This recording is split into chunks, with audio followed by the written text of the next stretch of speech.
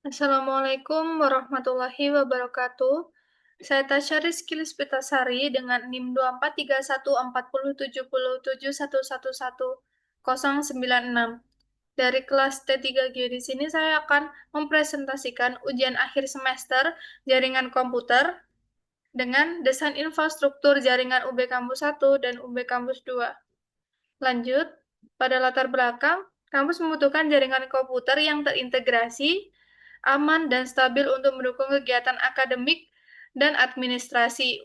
Universitas Brawijaya memiliki lebih dari satu kampus sehingga diperlukan koneksi jaringan antar kampus agar pertukaran data dan akses layanan dapat berjalan dengan lancar dan efisien. Lanjut pada studi kasus. Studi kasus yang digunakan yaitu UB Kampus 1 sebagai pusat administrasi dan server, sedangkan UB Kampus 2 digunakan untuk kegiatan perkuliahan dan akses mahasiswa.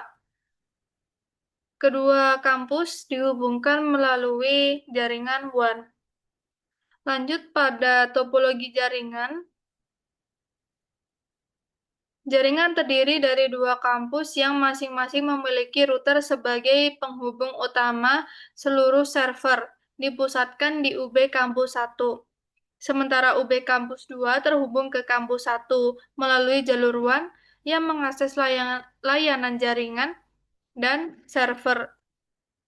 Lanjut pada pembagian fungsi kampus, UB Kampus 1 difungsikan sebagai pusat layanan jaringan yang menampung server siakat, server administrasi, dan juga server backup. Sementara itu, UB Kampus 2 digunakan untuk laboratorium komputer dan juga akses mahasiswa untuk mendukung kegiatan pembelajaran.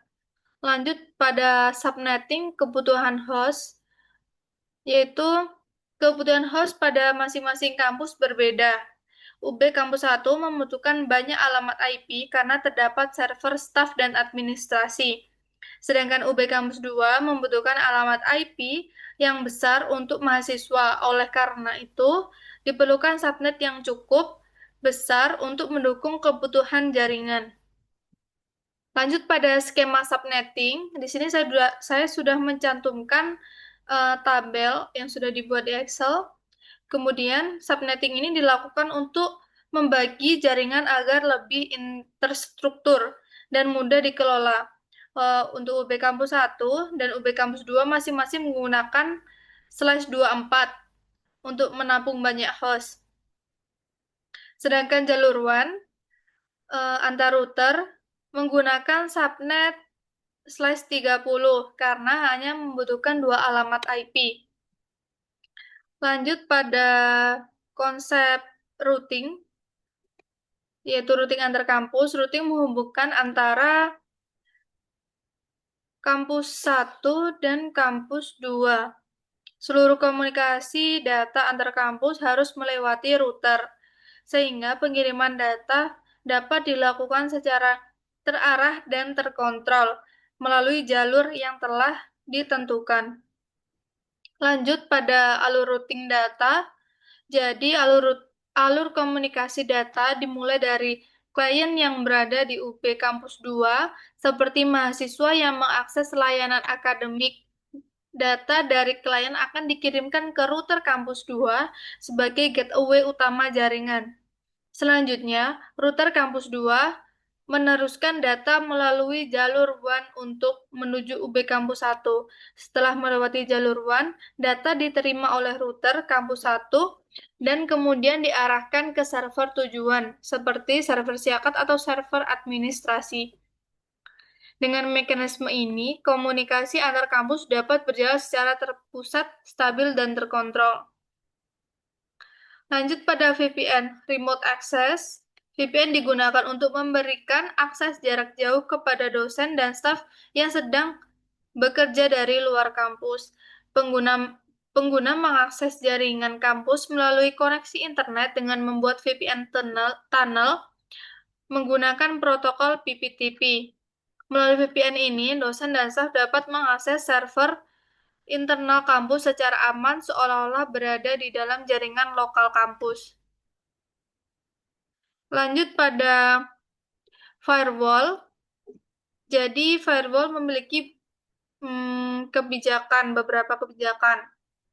Firewall diterapkan untuk meningkatkan keamanan jaringan kampus.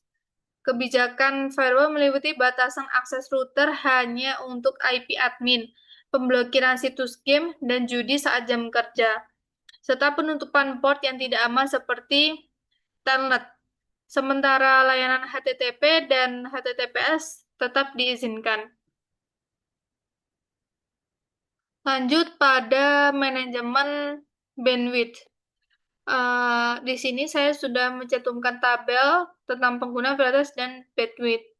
Pembagian bandwidth dilakukan berdasarkan tingkat prioritas pengguna agar layanan akademik tetap stabil.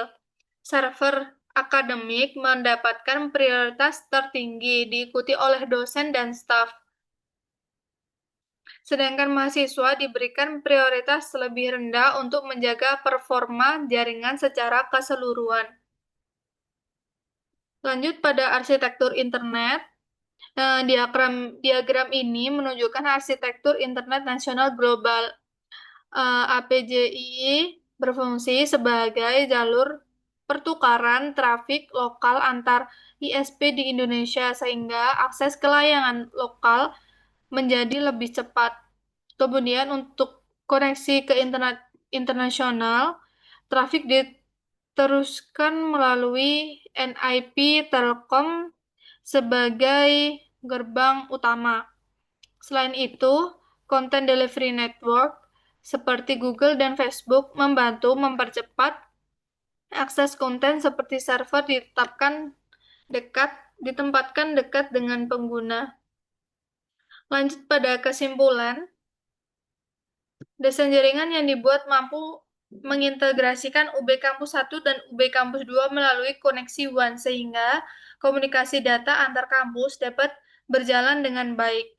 Penerapan subnetting memudahkan pengelolaan alamat IP sesuai kebutuhan masing-masing kampus, sementara penggunaan firewall dan VPN meningkatkan keamanan jaringan serta memungkinkan akses jarak jauh bagi dosen dan staf secara aman. Sementara itu, manajemen bandwidth yang diterapkan membantu pembagian sumber daya jaringan secara adil berdasarkan prioritas sehingga layanan akademik dapat berjalan secara stabil. Sekian presentasi dari saya. Jika ada kurang lebihnya mohon maaf. Wassalamualaikum warahmatullahi wabarakatuh.